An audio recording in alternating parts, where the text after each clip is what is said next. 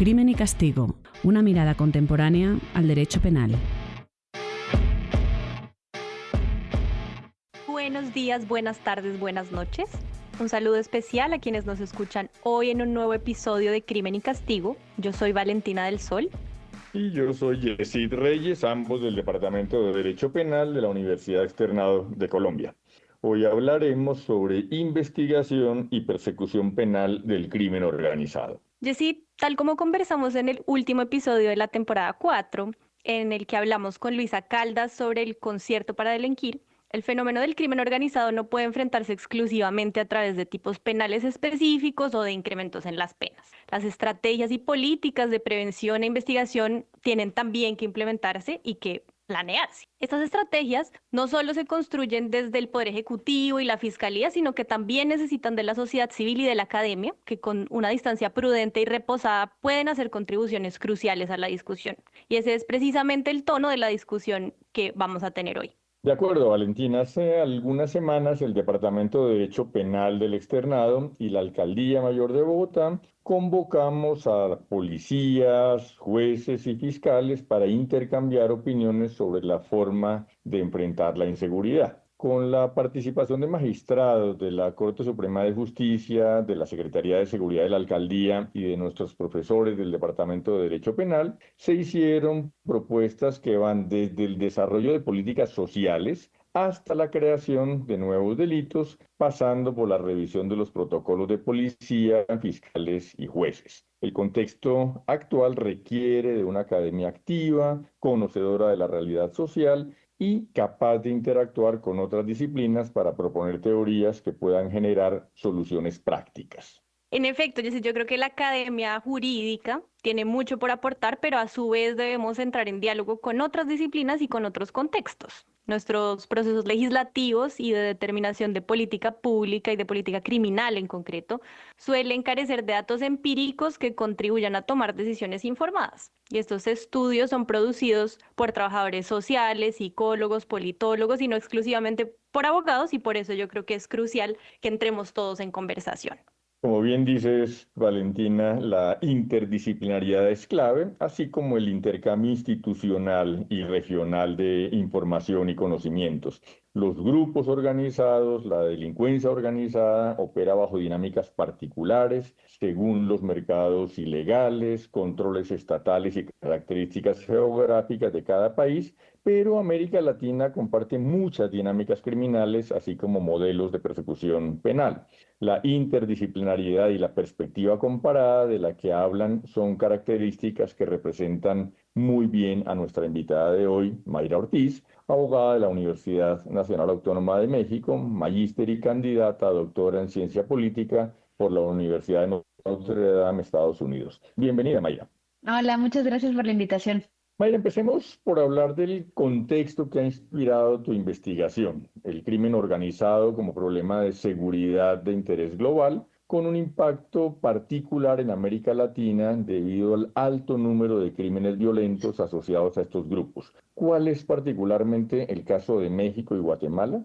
Sí, en América Latina hay datos muy claros, que es la región más violenta del mundo, y han existido investigaciones donde el boom, digamos, de esta violencia criminal ocurrió muchas veces vinculado después de las transiciones a las democracias en los distintos países de América Latina. Y Guatemala y México también se insertan en este contexto de violencia post-transición. En el caso de Guatemala en particular, después de los acuerdos de paz que hubo en los 90, empezaron a surgir, digamos, distintos grupos. En particular, en el caso de Guatemala, el tipo de grupos que se ha visto de forma particular son las pandillas y grupos también del crimen organizado, que en muchos casos venían de México, que generaron un aumento de la violencia en general, pero también algo que es importante decir y que se ve reflejado en muchos casos de la Corte Interamericana, también había agentes estatales que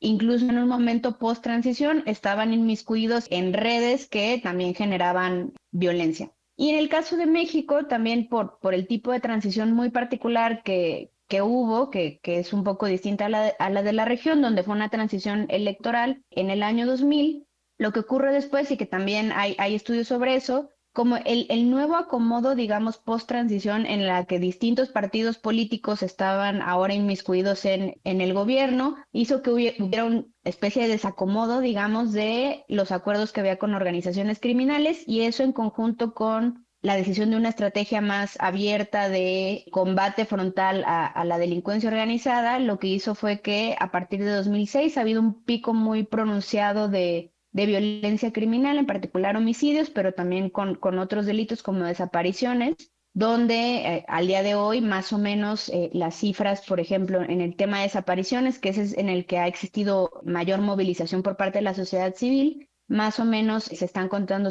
más de 120,000 personas desaparecidas al día de hoy. Entonces, y bueno, regresando al caso de Guatemala, algo interesante, esto que vemos en México se ha sostenido a lo largo de más o menos 20 años de esta estrategia de seguridad. Y sin embargo, en el caso de Guatemala, si bien hubo un momento en el que la tasa de homicidios era de mayor de 20 homicidios por cada 100,000 habitantes, a partir del año 2010 empezó a haber una disminución de la tasa de homicidios en el país. Y entonces, en particular, eso fue lo que me llevó a querer entender de dónde venía esta disminución que logró ocurrir en un contexto donde las instituciones son bastante parecidas, son países que están uno al lado del otro, donde incluso mismas organizaciones criminales estaban presentes, por ejemplo, una que fue muy relevante en la década pasada, que fueron los Zetas, y que además era extremadamente violenta, estaba presente en México y en Guatemala, y entonces, bueno, esa disparidad donde Guatemala logró curvear los homicidios me llevó a preguntarme, bueno, ¿qué pasó aquí que hizo que hubiera esta distinción entre estos dos países? Qué interesante, Mayra. Hay muchos aspectos a partir de los cuales podemos o se puede estudiar, investigar el crimen organizado y las formas en las que se persigue el crimen organizado y por supuesto de ahí pues proponer soluciones. Tú has estudiado, entre otros temas, el rol de las fiscalías para identificar esa disparidad que nos planteabas ahora entre concretamente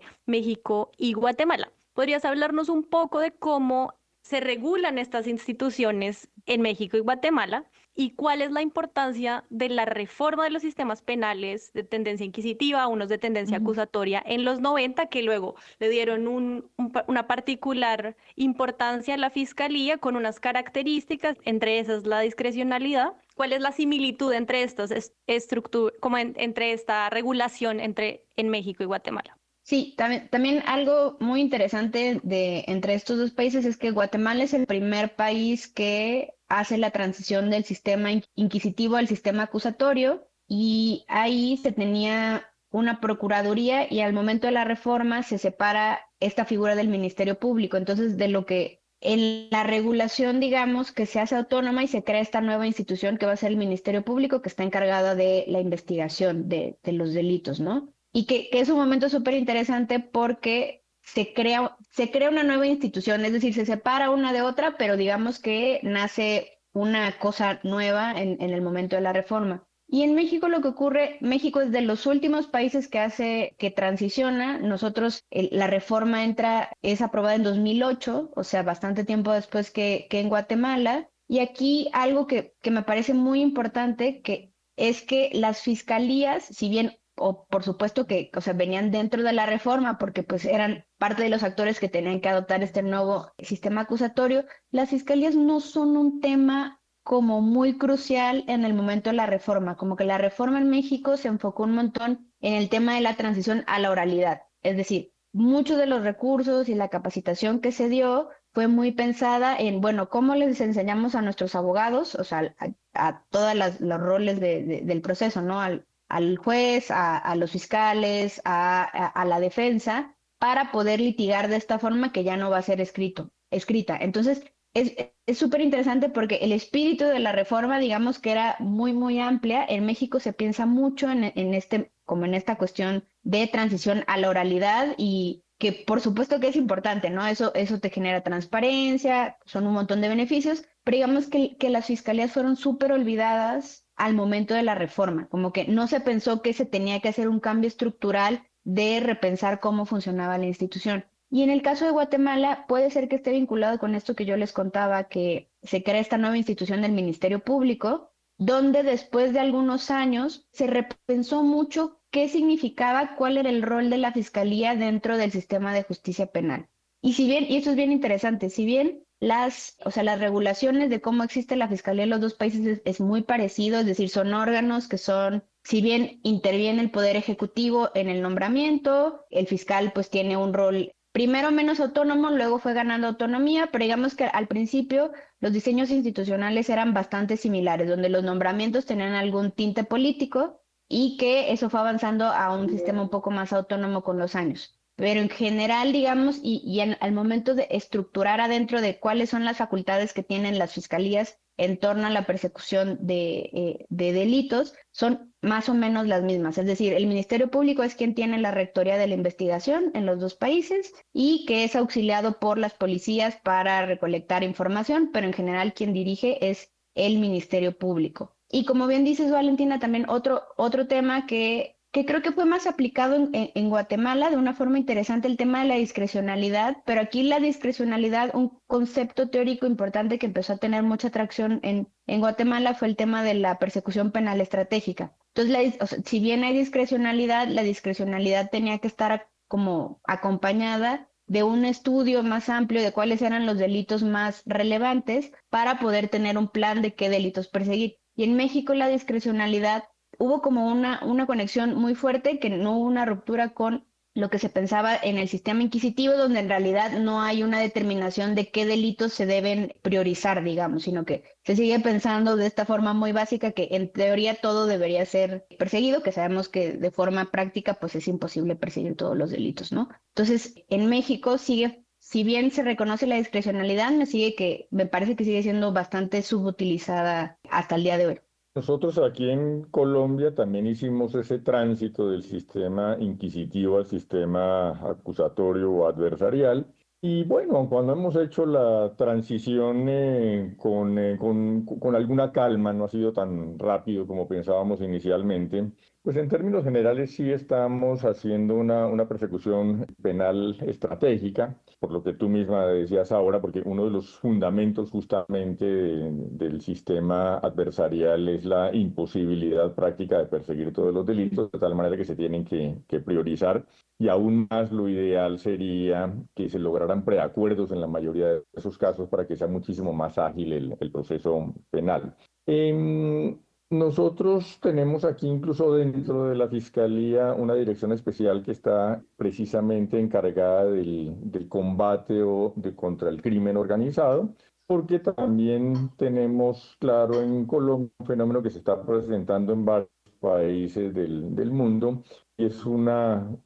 nueva forma de delinquir, que es la delincuencia organizada, que no tiene mucho que ver con la delincuencia tradicional con la que nació el derecho penal. Entonces, un reto que tiene también el derecho penal, pues todo el Estado y la política criminal, pero especialmente el derecho penal es cómo acomodar esas construcciones teóricas a una nueva forma de delincuencia que es la delincuencia organizada. Pero quería aprovechar para pedirte que nos contaras cómo tu investigación empírica muestra que a pesar de esas similitudes normativas de las Fiscalías de México y Guatemala de las que nos hablabas, persiguen el crimen de distintas formas debido a lo que tú llamas epistemologías criminales o de persecución criminal. ¿Cuáles son esas epistemologías y qué impactos tienen en la investigación penal? Sí, este es un concepto que estoy usando en mi investigación, que el espíritu es con epistemologías criminales, me refiero como al conjunto de ideas que tienen las y los fiscales sobre qué es el crimen y los roles y objetivos que tiene la fiscalía dentro de la persecución penal. Y lo que encuentro de distinción entre México y Guatemala es que las formas en que las y los fiscales piensan lo que tienen que hacer y cómo funciona el crimen es bastante distinto. Y quería retomar un punto justo de lo que decías, Jessy. Dentro de las fiscalías, una de las cosas que he encontrado es, por ejemplo, yo hago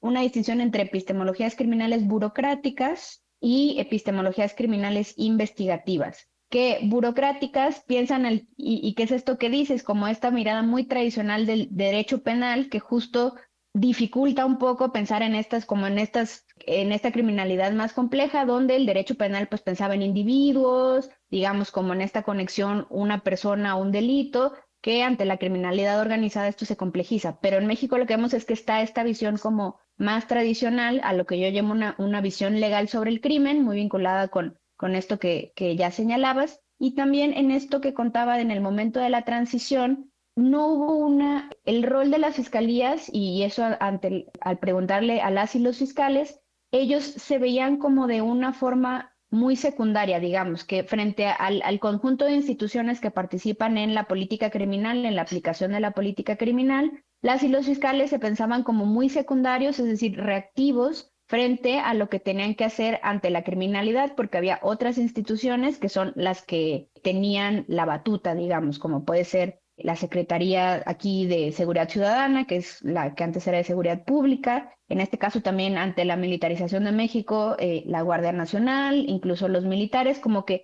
ellos eran los que hacían cosas, detenían gente y la fiscalía pues nada, procesaba, ¿no? Por eso un poco el tema de burocráticos, es como son una oficina una oficina que recolecta evidencia como papel, ¿no? Y es lo que lleva eventualmente a un juicio. Y también de los objetivos que buscan, ellos tenían objetivos que por supuesto que son fundamentales para una fiscalía, pero estaban muy centrados en el tema de obtener resoluciones, ¿no? Que pueden ser sentencias, otro tipo de resoluciones como incluso archivos, pero el tema es como cerrar el caso. Y lo que vi en Guatemala que me pareció súper interesante fue que hubo un cambio en la forma en que las y los fiscales pensaban el crimen y el rol de la fiscalía frente al crimen. Entonces, ellos cuando hablaban de crimen le daban una connotación un poco más criminológica, donde no hablaban solo de lo que está en la legislación, del derecho penal, sino que pensaban en factores que podrían explicar la criminalidad, como cuestiones más sociales alrededor del crimen, y eso lo veían importante para poder entender cómo funcionaban lo que ellos le llaman estructuras criminales. Entonces, cuando ellos hablan de crimen organizado, todo el tiempo usan el concepto de estructuras criminales. Y luego en el tema de los roles, algo que también fue muy llamativo fue que para ellos la fiscalía estaba al centro, o sea que la fiscalía debía tener un rol muy proactivo donde la misma fiscalía tenía que ser muy central en la determinación de la política criminal, porque eso es a lo que ellos se dedicaban, y entonces ellos mismos hacían planes para determinar qué era lo que tenían que perseguir. Y con lo último, y en torno a los objetivos que buscaba la fiscalía, si bien por supuesto buscaba obtener sentencias, algo que también me llamó mucho la atención es que estaban pensando en la reducción de la criminalidad como un objetivo de política pública en la que ellos tenían que influir. Entonces, digamos que ir uno por uno con los delitos, que sería la visión tradicional, decían que no era suficiente porque en realidad estabas poniendo como, no sé si dicen en Colombia, un curita, como un band-aid Sí, una curita. al tema de la criminalidad, donde sabemos que en particular las organizaciones criminales pues están constantemente cometiendo delitos, y que te vayas con uno, eso no afectaba, digamos, a el fenómeno criminal, que era mucho más amplio. Entonces, eso les llevaba a tener estrategias donde en vez de centrarse en un crimen, lo que hacían era pensar en estructuras criminales y armaban las estrategias de persecución, digamos ya en los casos en específico, pensando en cómo iban a darle a toda la estructura, o sea, cómo procesar a toda la estructura en su conjunto. Lo último que diría con esta pregunta, que yo no estudio Colombia, pero siento que tiene como más paralelismos con lo que pasó en Guatemala, algo que me llamó mucho la atención también cuando hablaban los fiscales y de cómo repensar el derecho penal como este tipo de criminalidad, retomaban conceptos como muy vinculados con la violencia sistemática del Estado, y un par de fiscales me mencionaron como este concepto de aparatos organizados de poder y cómo habían usado este concepto para pensar a las pandillas en particular, y así armaban los casos para poder argumentar que si bien, o sea, el líder de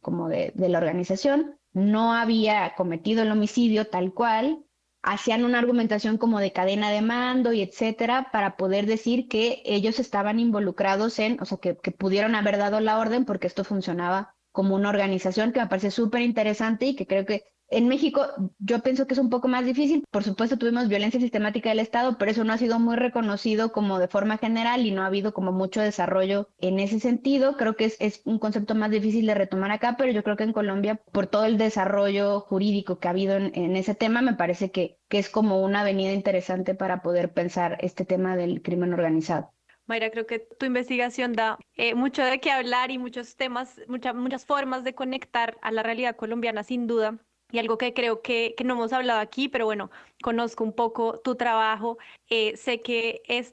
cuando tú dices los fiscales y las fiscales me dijeron, me contaron, pues es un trabajo empírico muy importante que hiciste con entrevistas de más de 100 fiscales entre Guatemala y México, la revisión de más de 1000 decisiones relacionadas con procedimientos penales de personas vinculadas a grupos organizados. Y creo que algo muy interesante de lo que recuerdo que tú encontraste en estas conversaciones, en estas entrevistas, que fueron la fuente de tu análisis, es cuáles eran las influencias dogmáticas que tuvieron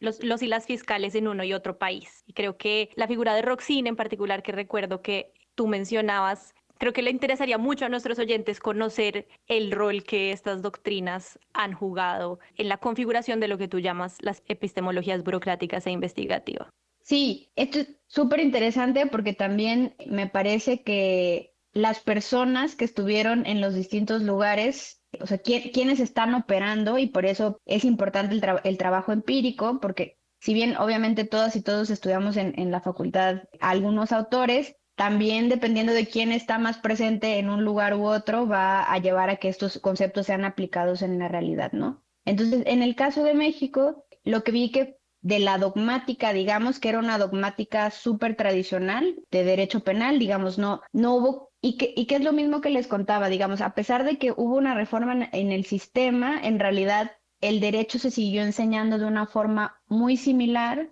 solo haciendo este cambio hacia la oralidad, ¿no? Y en Guatemala me parece que hubo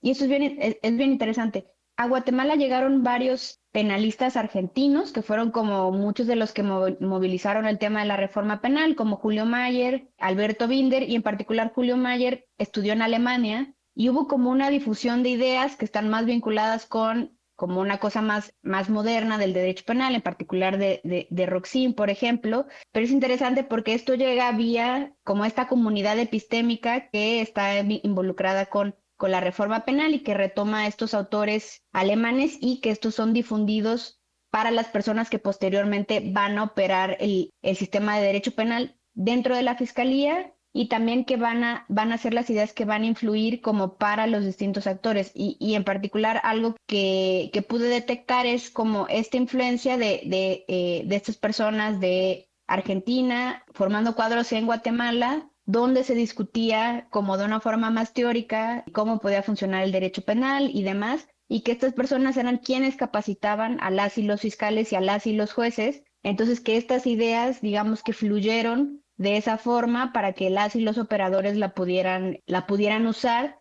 En particular, por ejemplo, esta figura que les decía de aparatos organizados de poder. El fiscal me contó que que eso fue una clase de una maestría donde le dio clases la exfiscal Claudia Paz y Paz antes de que ella fuera fiscal, y esta fiscal fue parte de estos como grupos, digamos, de discusión de derecho penal, que eso es súper interesante, que fueron propiciados por ejemplo, por esta persona, por este penalista Alberto Binder. Entonces, como que las ideas van fluyendo y es súper interesante cómo fluyen las ideas, y que algo que me parece además más interesante, porque yo pregunté en las escuelas como cuáles eran, sí, qué les enseñaban en la escuela, ¿no? Como qué tanto habían podido utilizar la dogmática, y al parecer lo que fue enseñado en las universidades, que creo que era una enseñanza más tradicional del derecho penal, no fue tan relevante como estas otras aproximaciones de más en términos de capacitación y de enseñanza como ya superior, digamos, a nivel magíster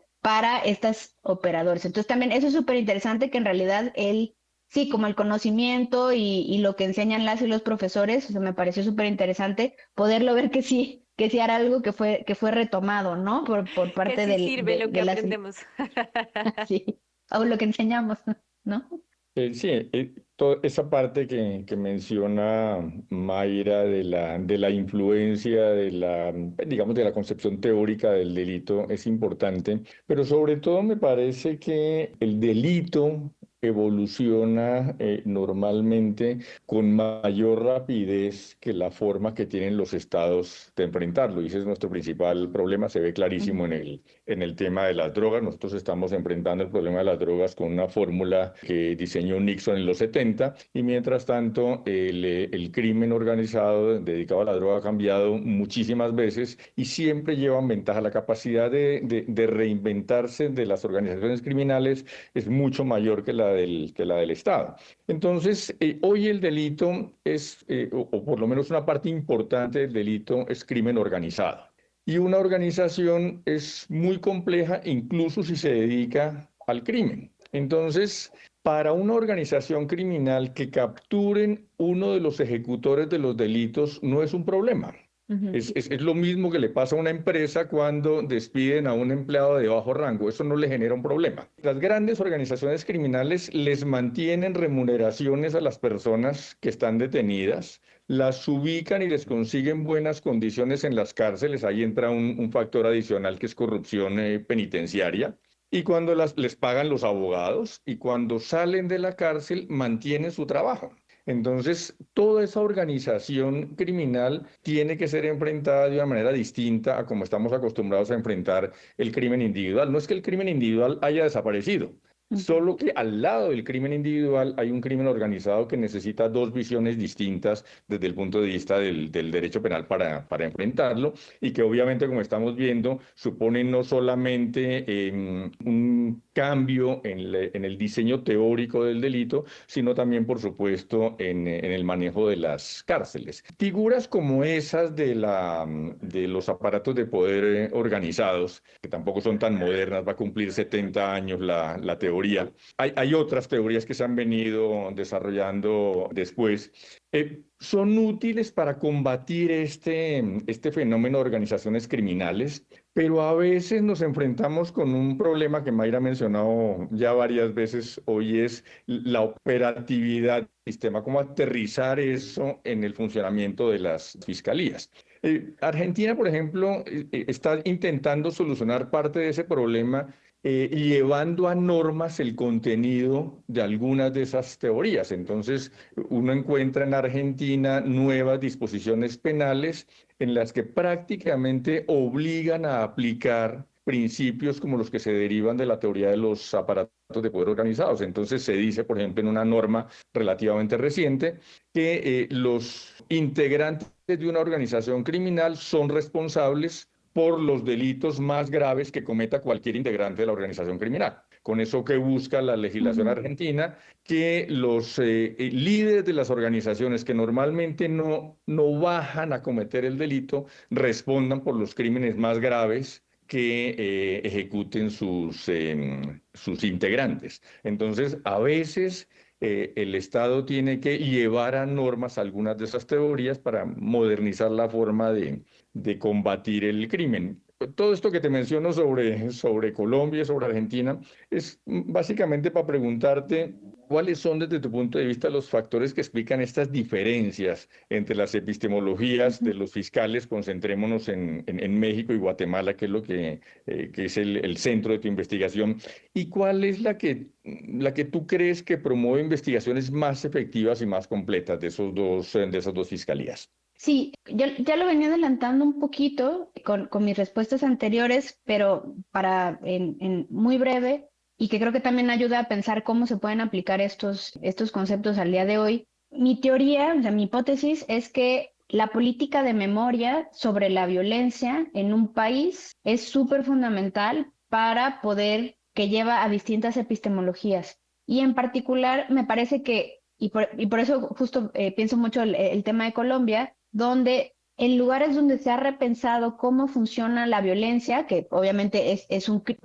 son crímenes, ¿no? Violencia como puede ser ejecuciones extrajudiciales, desapariciones, etcétera. Cuando se enfrenta esta violencia y se reconoce que existe y que esta suele estar vinculada con la operación de grupos organizados, hace que se repiense cómo funciona la criminalidad y que existen otros factores, además de lo puramente legal, que tienen que ser tomados en cuenta para poder enfrentar a la criminalidad. Y esto también, este nivel de violencia y el reconocimiento de la violencia en particular, hace que se repiense cuál es el rol que deben tener las instituciones del sistema de justicia. Es decir, que es más fácil llevar a repensar cuál es el rol que tiene que tener la institucionalidad para enfrentar como esta criminalidad tan grande. Y me parece que eso fue lo que pasó en Guatemala. Esto derivado de las conversaciones que hubo en el momento de los acuerdos de paz, donde, bueno, además en Guatemala ocurrió un genocidio, donde era evidente que había habido una sistematicidad en contra de la población civil, en particular en contra de la población maya, pero que en general hubo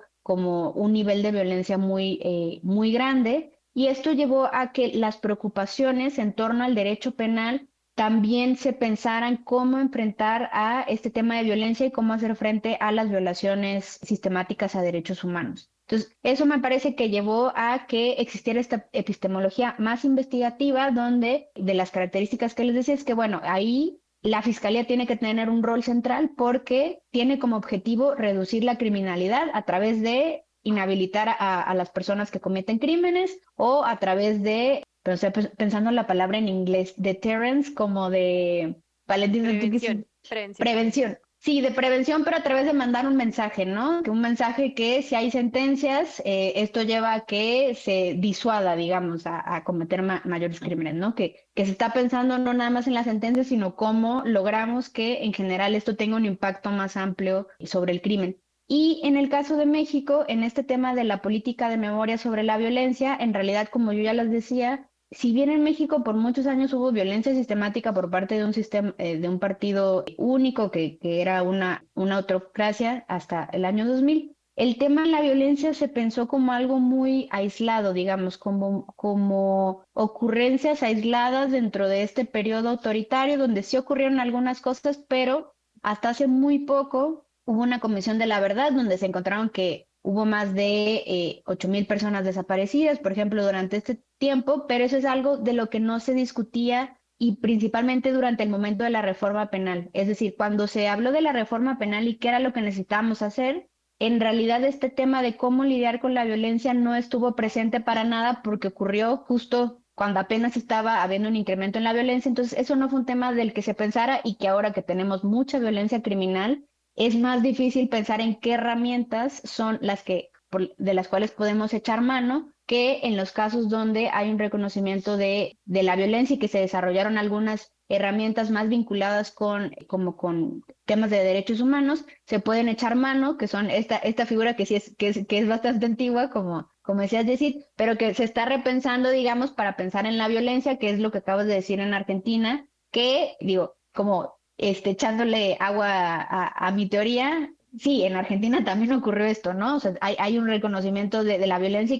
y que estas figuras son más fáciles de retomar cuando hay como una memoria de esto nos puede servir porque ya la usamos para hacer otra cosa, ¿no? Sí, y yo creo que algo que de lo que no hemos tenido oportunidad de hablar hoy, pues tu investigación es muy amplia y toca muchos otros puntos, es, por ejemplo, el rol de la sociedad civil en la construcción de estas normas o el rol de la propia academia, que quizás podrá ser el caso de Argentina en el ejemplo que ponía Yesides. ¿Quiénes son los que están planteando cómo se hizo la reforma del sistema acusatorio y cómo se va modificando hoy en día la legislación penal para responder a esas necesidades? ¿Es exclusivamente el Poder Ejecutivo? ¿Es la fuerza pública? ¿Son los militares? ¿O es la academia y la sociedad civil que desde sus quizás lugares como con alguna mayor distancia en el caso de la academia y con otro conocimiento de la realidad social en el caso de la sociedad civil, contribuyen a nutrir estas soluciones y estas políticas más complejas que al final impactan la legislación penal, el tipo de delitos, el tipo de figuras para autoría, participación y el mismo rol institucional o el funcionamiento en general institucional de las fiscalías? Yo creo que algo que con lo que me gustaría cerrar, Mayra, es cómo podemos utilizar esta descripción tan importante que tú haces, que explica una diferencia trascendental entre Guatemala y México y que creo que va a ser de utilidad profunda para el debate de cómo mejorar la persecución de la criminalidad organizada en México, cómo seguir profundizando quizás las estrategias, esta epistemología investigativa que existe en Guatemala, que yo diría que existe en Colombia de alguna manera, sin con incentivos para los y las fiscales, porque es cierto que en general yo diría que en Colombia también se persigue el crimen con una idea un poco más compleja de estructuras de poder y tal, pero en todo caso los incentivos son imputaciones. Los fiscales son calificados por imputaciones y no necesariamente por otro tipo de resultados u otro tipo de estrategias. Entonces, ¿cuál dirías tú que debe ser el sistema de incentivos que contribuya a mejores investigaciones y mejores resultados? Sí, claro, eso es fundamental y por eso también el tema, las imputaciones y las sentencias son como digamos el indicador como más próximo, pero hay otro tipo de indicadores como indicadores de impacto, ¿no? Que ahí más bien está el tema de reducción de la criminalidad, que lo podemos pensar en tema dependiendo del delito que nos interese, ¿no? Si son homicidios, si son extorsiones, por ejemplo, u otro tipo de delitos que los fiscales en la evaluación que tengan no nos sean nada más, porque las imputaciones son algo bien tramposo, ¿no? Si tú tienes una imputación de una persona, no es lo mismo que una imputación por 30 que podría ser una organización, que ese es un incentivo negativo que existe en México y que existe en muchos lugares. Entonces, por un lado, el tema de indicadores de impacto, digamos, que pensando más en la reducción de la criminalidad, y también que es súper difícil porque es un tema de medición muy complejo, pero que las imputaciones sirvan en tanto están pensadas en un objetivo ulterior, que es, por ejemplo, la desarticulación de estructuras criminales. Si le van a pegar a una persona que está hasta abajo de la cadena, pues eso en realidad no tiene mucho impacto posterior, ¿no? Entonces, pensar en impactos y en cómo las imputaciones nos deben contar distinto dependiendo si es una persona o si se está yendo en contra de una estructura. Eso debería ser como incentivo para que las y los fiscales se centren en casos. Y también pensar que obviamente un caso donde vaya a haber más gente te va a tomar más tiempo, que también eso es algo que está muy presente en el trabajo de las y los fiscales, que tienen que producir resultados pronto y que es necesario tener en cuenta que estas son investigaciones que van a ser mucho más complejas. Mayra, muchas gracias por acompañarnos. Como decía, podríamos seguir conversando sobre cómo tu teoría se aplica, contribuye a explicar la situación de muchos otros países de la región y bueno, de Colombia, que es de nuestro interés central. Pero por ahora creo que esto es un abrebocas maravilloso que le permitirá a nuestros oyentes acercarse a esta discusión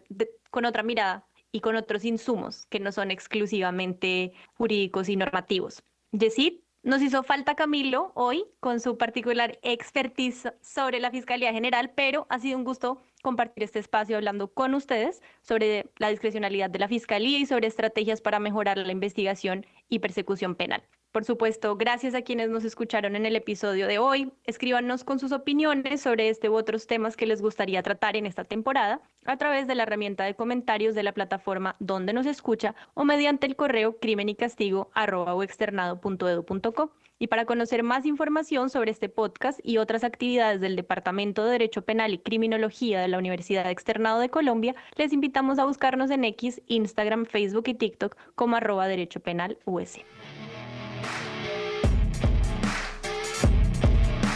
Nos vemos en una próxima edición de Crimen y Castigo, una mirada contemporánea al derecho penal.